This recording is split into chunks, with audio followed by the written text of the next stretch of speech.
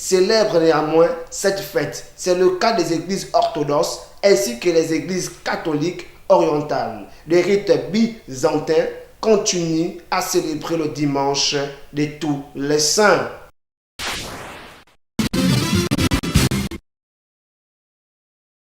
Jean-Baptiste Essonomba, connu sous le pseudonyme d'apôtre, jeune Gabonais âgé de 24 ans, a été interpellé en possession de 2 points d'ivoire le jeudi 28 octobre 2021 à Mindik, chef-lieu du département de Lokano dans la province du Wellington, au cours d'une opération conjointe des agents de la Direction générale de recherche et de la délégation provinciale des eaux et forêts du Wellington.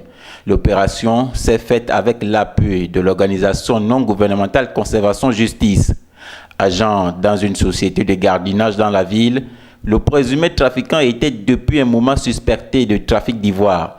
C'est donc une alerte donnée par une source sur une possible transaction d'ivoire à Mindik que ces soupçons vont être confirmés.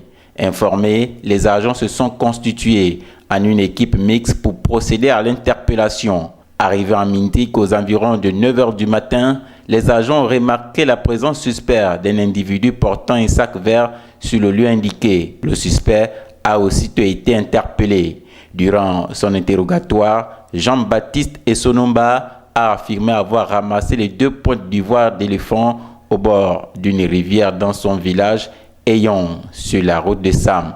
Il est actuellement gardé à vue dans les locaux de la DGR d'Oyem. Rappelons qu'au Gabon, toute détention et toute tentative de commercialisation d'ivoire peuvent entraîner des strictes sanctions. C'est ce à quoi est exposé Jean-Baptiste Essonomba, qui sera certainement transféré et déféré devant la formation spéciale du tribunal de Libreville avant d'être placé sous mandat de dépôt.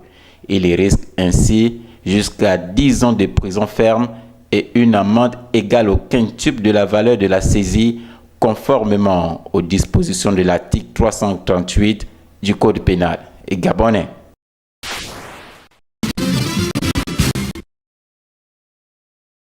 Un sitting devant le ministère de la fonction publique le 8 novembre prochain, c'est l'une des décisions prises au week-end écoulé par la Convention nationale des syndicats du secteur d'éducation CONACYCED et le syndicat